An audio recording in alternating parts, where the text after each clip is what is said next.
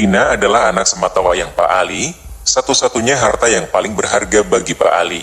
Setelah kematian sang istri, Rina adalah satu-satunya yang membuat Pak Ali bekerja siang malam demi menghidupi buah hatinya dan mewujudkan impian Rina untuk menjadi seorang dokter spesialis. Meskipun biaya sekolah swasta Rina menguras tabungan Pak Ali, serta biaya bulanan yang harus dikeluarkan, Pak Ali tetap berusaha keras. Ia tak ingin melihat Rina lelah setelah berjalan 5 km setiap hari demi mendapatkan ilmu. Akhirnya, Pak Ali setuju untuk mendaftarkan Rina ke sekolah swasta tersebut. Rina mendapatkan seragam, buku, dan LKS, dan kemudian pulang bersama Pak Ali setelah mendaftarkan diri. Terima kasih ya, Pak.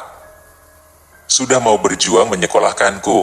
Aku janji akan berjuang untuk mencapai cita-citaku, kata Rina. Pak Ali tersenyum bangga mendengar ucapan Rina. Setiap hari, Pak Ali dengan tekun mengantarkan Rina ke sekolah swasta itu. Hingga suatu hari, Rina menunjukkan perubahan. Ia tidak lagi menampilkan senyum manisnya dan terlihat lesu saat pulang sekolah. Pak Ali yang khawatir menanyakan, kamu kenapa, nak? Kenapa tampak tidak enak badan? Mendengar keluhan Rina, Pak Ali langsung membawanya ke kamar dan meletakkan putrinya di ranjang kayu. Ia menyuruh Rina untuk minum teh hangat dan beristirahat. Namun, kekhawatiran Pak Ali semakin bertambah ketika kondisi Rina tidak kunjung membaik. Pak Ali segera pergi ke apotek untuk membeli obat dan kembali ke rumah. Namun, saat ia pulang, ia menemukan rumahnya dalam keadaan kacau. Rina telah meninggal dunia di lantai kamarnya, dengan mulut yang menganga dan darah mengalir deras. Pak Ali sangat terpukul. Tidak ada lagi senyum manis dari putrinya, dan tidak ada lagi impian manis yang Rina katakan berulang kali. Rasa sakit Pak Ali semakin mendalam ketika ia harus menggali liang lahat untuk anaknya sendiri. Harapan yang ia tanam pada Rina kini sirna. Rina terbaring kaku di dalam liang lahat, sementara seluruh warga desa yang menghadiri pemakaman turut berduka cita, terutama Pak Sudir, sahabat Pak Ali. Li, sabar ya, aku tahu ini sangat berat untukmu. Tapi jangan larut dalam kesedihan terlalu lama. Nanti segala aktivitasmu akan terhenti, kata Pak Sudir. Namun, Pak Ali dengan sedih menjawab, siapa yang tidak sedih? Dir, aku tidak bisa merasa tenang sama sekali. Pak Ali tetap membisu di depan makam anaknya saat semua orang satu persatu meninggalkan tempat pemakaman. Ayo pulang, Pak Ali. Jangan terlalu lama di sini. Aja Pak Sudir. Pak Ali menjawab dengan tatapan kosong. Sudahlah, kamu pulang saja. Biarkan aku di sini, menjaga anakku. Sementara itu, Pak Sudir dan warga desa meninggalkan pemakaman. Pak Ali tetap berdiri di samping makam, menatap dengan penuh kesedihan. Pak Sudir mengenali sosok di depan makam. Itu adalah Rina, namun di belakangnya ada seorang pria bertubuh besar dengan tangan dipenuhi ulat yang menutup mulut Rina. Ayo pergi dari sini. Ucap Pak Sudir, memaksa Pak Ali untuk meninggalkan tempat tersebut.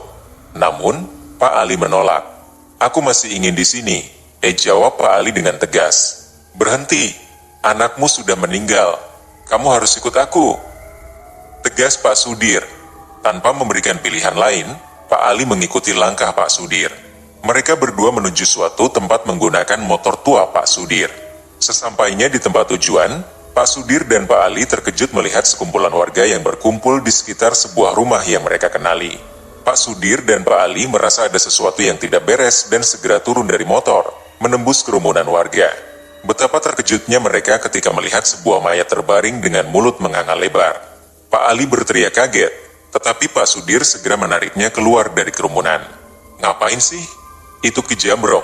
Sudah mati. Aku tahu. Li, ikut aku sekarang. Ucap Pak Sudir sambil menyalakan motornya. Mereka berdua menuju tempat lain lagi. Sementara itu, teriakan salah satu warga memecah ketenangan. Tolong! Ada sesuatu yang tidak beres. Pak Ali dan Pak Sudir melihat bahwa makam yang sudah dibongkar. Siapa yang membongkar makam ini? Tanya Pak Ali, melihat tanda-tanda bekas pembongkaran di lapangan. Pak Sudir terdiam, tidak dapat menjawab. Tiba-tiba, seseorang menghampiri Pak Sudir dan Pak Ali yang duduk termenung di pinggir liang lahat. Ada apa? Kok wajahmu lelah sekali? Tanya orang tersebut. Pak Men, kamu di sini? Kenapa tidak ditemukan sebelumnya? Tanya Pak Sudir. Pak Men mengeluarkan sesuatu dari kantongnya.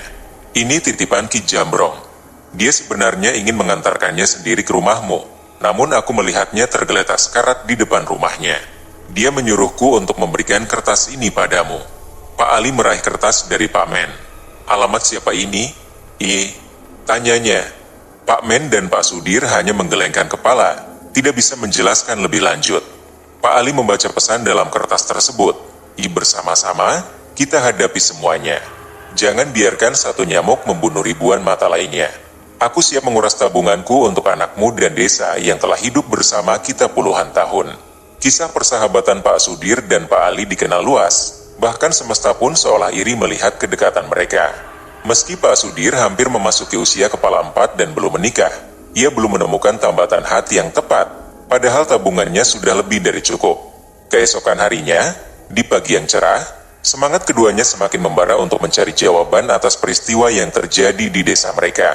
Pak Ali dan Pak Sudir bersiap untuk melanjutkan perjalanan mereka, berharap menemukan kejelasan dan kedamaian.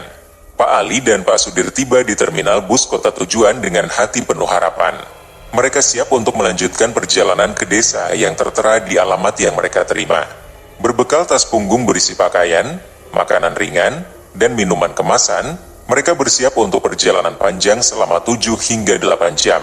Di dalam bus, Pak Ali bersandar pada kaca jendela, matanya sesekali memandang keluar melihat pemandangan yang berlalu. Sementara itu, Pak Sudir asyik menonton berita di TV yang terpasang di dalam bus. Meskipun suara TV kalah oleh keramaian musik dangdut dari speaker bus, Pak Sudir tetap berusaha mengikuti berita yang disiarkan. Tidak lama kemudian, mereka tertidur lelap, membiarkan sopir bus melakukan tugasnya dengan aman. Tanpa terasa, waktu berlalu cepat, dan sore itu bus memasuki terminal kota tujuan. Langit kemerahan membentang luas, memberikan nuansa harapan yang tak pernah tuntas. Seorang kondektur mengetuk kaca jendela menggunakan uang logam untuk membangunkan mereka, menandakan bahwa mereka telah tiba di tujuan. Pak Ali dan Pak Sudir melanjutkan perjalanan mereka dengan mencari tukang ojek di luar terminal. Pak Sudir mengangkat salah satu tas punggungnya dan Pak Ali mengeluarkan selembar kertas dari sakunya. Mereka menghampiri seorang tukang ojek dan Pak Ali menyodorkan kertas berisi alamat sebuah desa bernama Belarang. Tukang ojek itu menatap Pak Ali dan Pak Sudir dari ujung kaki hingga kepala, lalu membaca alamat tersebut. Kalian yakin mau ke sana? Tanyanya. Memangnya kenapa, Pak? Tanya Pak Ali, penasaran. Lokasinya cukup jauh. Harganya untuk satu orang penumpang adalah Rp150.000. Jawab tukang ojek itu. Pak Ali dan Pak Sudir saling berpandangan, menimbang-nimbang biaya yang harus mereka bayar. Kita coba cari alternatif lain, mungkin ada angkutan umum yang menuju ke desa Belarang, usul Pak Sudir. Namun, setelah mencari-cari, mereka memutuskan bahwa lebih baik menggunakan ojek karena matahari sudah hampir terbenam. Ya sudah, Pak. Kami setuju, kata Pak Ali. Pak Ali dan Pak Sudir kemudian menaiki ojek menuju desa Belarang. Perjalanan dimulai dengan melewati jalan raya yang sepi, sesekali menemui pengendara motor, mobil, dan truk besar. Mereka kemudian memasuki jalan yang lebih sempit, dikelilingi oleh hamparan sawah yang luas. Suasana sejuk dan dingin menusuk tulang mereka. Waktu berlalu dan matahari berganti dengan bulan. Mereka tidak lagi melihat kendaraan yang berlalu lalang, hanya lampu jalan yang remang-remang. Setelah perjalanan yang cukup panjang, mereka berhenti di sebuah gapura yang tidak terawat. Di sana tertulis, selamat datang di desa Belarang. Pak Ali dan Pak Sudir turun dari ojek. Pak Ali bertanya, ini benar desa yang tertulis di alamat itu? Dia terlihat heran karena desa ini tampak seperti desa mati yang tidak berpenghuni. Pak Sudir juga merasa bingung, dan tukang ojek tidak menjawab pertanyaannya. Tukang ojek langsung melajukan motornya menjauh tanpa mengucapkan selamat tinggal. Pak Ali dan Pak Sudir memandang sekeliling. Desa ini tampak sunyi, dan malam mulai menyelimuti.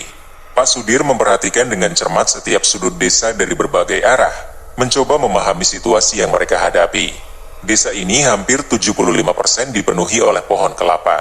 Sisanya hanya terdiri dari rumah-rumah yang tidak layak huni, terpisah sekitar 25 hingga 30 meter dari setiap rumah.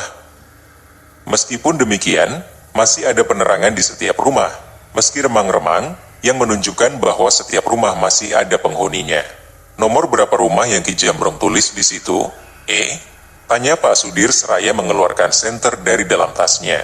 Untung aku bawa senter, jawab Pak Ali, mengingat kertas yang kini tertinggal di saku tukang ojek. Setiap rumah di sini berjarak 25 meter, jadi kita harus berjalan sekitar 100 meter. Sial, umpat Pak Ali, sudah mulai merasa kesal. Ikuti aku dari belakang.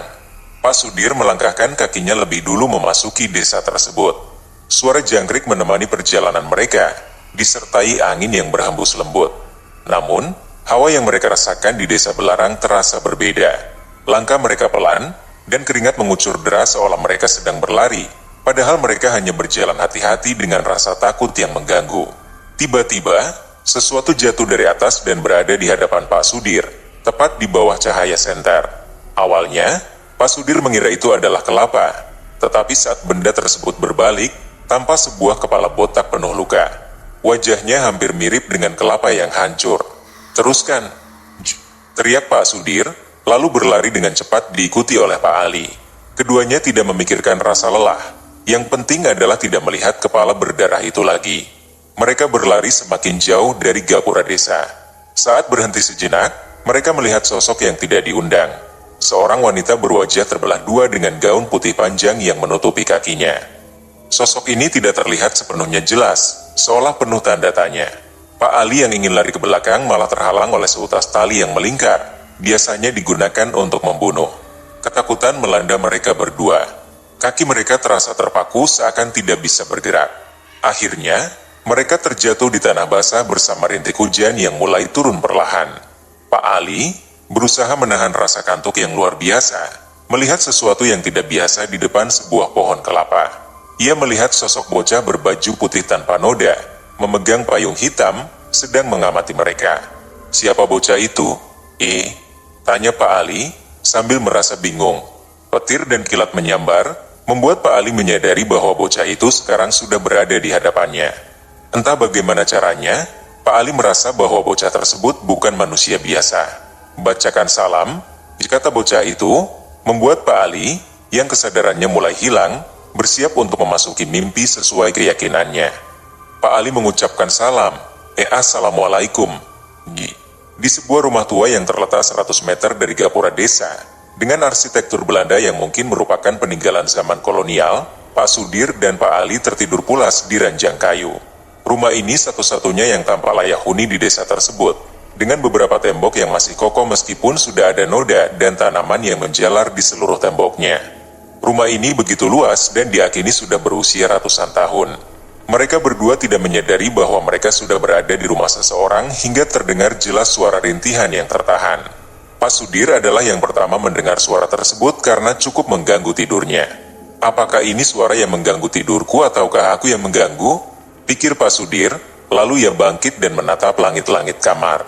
Setelah itu, ia beranjak dan berkata, aku di mana? Pak Sudir melihat sekelilingnya dan menemukan Pak Ali di pojok ruangan kamar, meringkuk di atas sebuah tikar. Pak Sudir melangkahkan kakinya perlahan menuju Pak Ali. Di mana aku? Tanya Pak Ali, kebingungan. Kamu merasa kesakitan? Tanya Pak Sudir, mendekat dengan penuh rasa ingin tahu. Suara itu tidak begitu keras, namun jelas. Pak Ali, yang penasaran, mendekati tembok kamar dan menempelkan daun telinganya. Dari dalam tembok, ia hanya mendengar suara wanita bersenandung tanpa pengiring musik, hanya nada yang tidak beraturan keluar dari bibir yang tertutup. Pak Ali menghampiri Pak Sudir. Kita harus pergi dari sini, kata Pak Ali. Kenapa? Tanya Pak Sudir, heran. Ada sesuatu yang tidak beres di tempat ini. Dir, jawab Pak Ali. Tapi ini sudah jam 11 malam. Aku takut keluar dari sini. Kita mundur dulu dan cari tempat lain, ujar Pak Ali. Tapi jangan sampai terjebak dalam kesedihan. Kita sudah jauh datang ke sini, menguras tenaga dan tabungan. Jika kita kembali ke desa, malah akan menambah duka. Lebih baik mati di sini meskipun penuh luka. Tepat ketika Pak Ali mengatakan itu, pintu kamar tiba-tiba terbuka. Pak Ali dan Pak Sudir saling menatap, menunggu siapa yang akan datang menemui mereka. Mereka menunggu dengan penuh ketegangan, berharap tidak berhadapan dengan malaikat maut. Langkah berat terdengar menggema di telinga keduanya. Seseorang mulai terlihat, bertubuh tegap dan besar, berbaju hitam dengan songkok hitam di tangan, serta memegang sebuah lampu petromax. Kalian ditunggu di ruangan Ki Mahasura. Ia tidak suka menunggu lama, kata orang tersebut sebelum pergi. Pak Ali dan Pak Sudir menelan ludah, merasa semakin tegang dan cemas. Mereka mengikuti arahan menuju ruangan Ki Mahasura. Sesampainya di ruangan, mereka melihat seorang bocah berbaju putih rapi dan berbentuk rupawan, tersenyum. Di kedua sisinya berdiri dua orang dewasa berbaju hitam. Bersikap sopanlah pada yang lebih tua dari kalian, kata seseorang di samping bocah tersebut. Pak Ali bingung setengah mati dan bertanya, apa yang kamu maksud dengan bocah itu? Bocah itu sepertinya Ki Mahasura, ucap Pak Ali, meskipun ia tidak begitu yakin. Sebenarnya, bocah itu lebih tua dari kita semua. Ia sudah berusia 500 tahun dan satu-satunya yang masih hidup dari perguruan ini. Pak Ali dan Pak Sudir merasa semakin cemas saat mendengar penjelasan itu. Mereka merasa berada dalam situasi yang sangat sulit dan membingungkan. Kenapa kalian datang ke sini? Tanya Ki Mahasura sambil mengelilingi mereka. Ki Jambrong belum sempat kalian temui. Pak Ali dan Pak Sudir terdiam. Ki Mahasura berubah menjadi merah padam, dan suasana semakin tegang. Mereka sudah membunuh murid terakhirku, kata Ki Mahasura dengan nada marah. Oleh karena itu, kami harus menyatakan perang. Ki Mahasura melanjutkan, dulu, desa ini adalah tempat perguruan. Orang-orang di sini berguru padaku hingga ratusan tahun. Namaku dan perguruan yang aku dirikan terkenal hingga banyak orang dari luar pulau datang ke sini hanya untuk berguru. Mereka mempelajari ilmu pelet, pesugihan, pengobatan, kebal, dan santet. Namun, sebagian besar dari mereka datang bukan dengan niat yang murni, melainkan karena keserakahan. Aku menolak mengajarkan mereka, dan akibatnya, mereka membenci perguruan ini dan menyebarkan kabar bahwa perguruan ini hanya penuh bualan. Sejak saat itu, petaka datang. Kebencian mereka tidak hilang begitu saja. Mereka mencari guru yang dapat mengajarkan mereka kesaktian, dan mereka menemukan perguruan yang disebut seupati dengan guru bernama Rojo Wijoyo. Rojo Wijoyo ternyata memiliki hati yang kotor. Ia sudah lama ingin menghancurkan perguruan ini tapi selalu gagal karena ia iri terhadap keberhasilan perguruan kami. Puncaknya terjadi ketika ia memiliki 1000 anak murid. Ia melakukan hal yang seharusnya tidak dilakukan, yaitu mengirimkan ilmu hitam ke desa kami. Pak Jambrong satu-satunya yang selamat dari serangan itu karena kebetulan ia tidak berada di desa saat itu. Mengapa hanya ia yang selamat? Jambrong bukan warga asli desa ini, dan kebetulan hari itu ia sedang tidak berada di sini. Apa yang kamu lakukan? Mengapa membiarkan murid-muridmu mati begitu saja? Tanya Pak Sudir. Jika aku menggunakan ilmu santet tertinggi, kematian mereka akan menyedihkan, jawab Ki Mahasura. Sebelum mati, mereka belum merasakan apapun, tetapi setelah mati, tubuh mereka akan merasakan sakit luar biasa seolah dipukuli ribuan orang setiap detik. Jasad mereka tidak diterima oleh bumi, malah menghitam dan membengkak bertahun-tahun. Karena itu, mereka sering meminta tolong melalui mimpi. Pak Ali dan Pak Sudir saling menatap, mengingat sesuatu. Mereka berkata bersama-sama, mayat tanpa nama itu adalah satu-satunya murid Rojo Wijoyo. Ia datang ke sini hanya untuk membunuh Jambrong, tetapi aku sudah membunuhnya dengan janur ireng sebelum ia sampai ke rumahnya. Akhirnya, Ki Jambrong tetap mati bersama warga desa lainnya, termasuk anakku, kata Pak Ali sambil menendang Ki Mahasura hingga terjatuh. Kenapa kamu berbuat begitu? Apa yang salah? Tanya Pak Sudir. Karena perang itu, desa kita terkena imbasnya, termasuk anakku. Aku akan membunuhnya, ujar Pak Ali dengan marah. Jangan bodoh, aku sudah mati sejak lahir dan hidup di berbagai tempat lain. Itulah sebabnya aku tidak bisa disantet apalagi dibunuh, kata Ki Mahasura sambil berdiri membersihkan debu dari bajunya. Kalian hanya membual, mengaku sakti, tetapi tidak bisa menyelamatkan murid-murid kalian. Pak Ali maju dan melebarkan tangannya, siap untuk tantangan. Ia melawan dengan penuh kemarahan, namun serangannya tidak berimpak pada Ki Mahasura. Pak Ali merasa kepalanya semakin pusing dan tangannya merasakan sakit yang luar biasa. Ia seperti memukul tembok keras dengan sekuat tenaga dan tidak mampu mengangkat tangannya yang terkulai lemas. Barulah aku menyadari apa yang belum pernah aku rasakan, kata Pak Ali sambil menahan air mata dan rasa sakit. Ki Mahasura, semua ini tidak ada artinya. Ki Jambrong yang sebenarnya salah. Ia terlalu menganggap remeh orang yang sudah mati dan menguburkannya di desa kalian. Itu adalah kesalahan bodoh, tapi dia sudah disegel oleh leluhur ketua desa dengan menancapkan jarum emas pada kepalanya. Kini, sudah saatnya aku melepaskan segel-segel tersebut. Ki Mahasura menggelengkan kepalanya. Aku sudah bilang, dia datang dalam mimpi dan meminta tolong untuk melepaskan segel-segel tersebut. Sudahlah, ikuti aku, kata Ki Mahasura, sambil berjalan terlebih dahulu. Pak Sudir memapah Pak Ali yang masih merasakan sakit yang tidak berujung. Mereka memasuki salah satu ruangan yang terdapat 3 peti. 2 diantaranya berisi mayat, seorang pria muda tampan dan berwibawa, serta seorang pendekar pedang, sementara 1 peti kosong. Mayat pria muda itu memiliki wajah pucat pasi dengan urat-urat terlihat jelas di kulitnya yang putih bersih. Di atas tubuhnya terletak sebilah pedang. Ia adalah seorang pendekar pedang yang terbunuh dalam sebuah pertempuran. Dengan sebatang asap yang berhenti di depan jasad pendekar pedang, tubuhnya perlahan terbangun meski matanya masih terpejam. Mari kita selesaikan semua ini, ia ucapnya sambil membuka mata. Di dalam sebuah mobil tua yang dikendarai Pak Sudir, Pak Ali duduk di sampingnya. Sementara Ki Mahasura yang telah berganti raga menjadi pendekar pedang berada di belakang mereka. Mereka hanya mengikuti perintah Ki Mahasura yang menjadi petunjuk mereka. Saat mereka tiba di suatu tempat yang terletak di sebuah pulau, hawa dingin mulai terasa dari jendela mobil yang terbuka. Tiba-tiba, terdengar suara teriakan minta tolong dari sebuah rumah megah yang terparkir mobil-mobil keluaran baru tahun ini. Rumah itu berada di desa yang hampir seluruhnya dihuni oleh ratusan makam tanpa nama. Mobil berhenti di depan halaman luas. Pak Ali dan Pak Sudir keluar dari mobil, sementara Ki Mahasura memimpin mereka. Mereka memasuki rumah dan melihat seluruh penghuni berhamburan keluar, ketakutan. Seorang penghuni rumah berkata, maafkan aku, bukannya aku berniat menyakiti kalian. Aku hanya ingin mengubah nasibku. Kebetulan setelah kita melakukan upacara keramat, aku bermimpi mayat tanpa nama itu meminta tolong untuk membunuh Rojo Wijoyo. Ki Mahasura mengangguk. Baiklah, mari kita selesaikan ini. Dalam pertarungan yang sengit, Rojo Wijoyo dan Ki Mahasura saling berlari ke arah masing-masing. Mereka berdua seperti guru yang benar-benar sakti dalam hal bela diri dan ilmu hitam. Rojo Wijoyo ditebas kepalanya hingga terputus, namun beberapa detik kemudian kepalanya tersambung lagi. Sementara itu, Ki Mahasura, meski tubuhnya kebal, tetap mengalami beberapa luka meski berkali-kali ditusuk oleh Rojo Wijoyo. Pertarungan ini akhirnya membuahkan hasil meski keduanya mengalami cacat fisik. Rojo Wijoyo kehilangan 1 tangan dan 1 kaki, sedangkan Ki Mahasura hanya mengalami beberapa jemari yang putus. Area pertarungan dipenuhi darah. Rojo Wijoyo yang telah kehilangan banyak darah, akhirnya mulai kehilangan kesadarannya.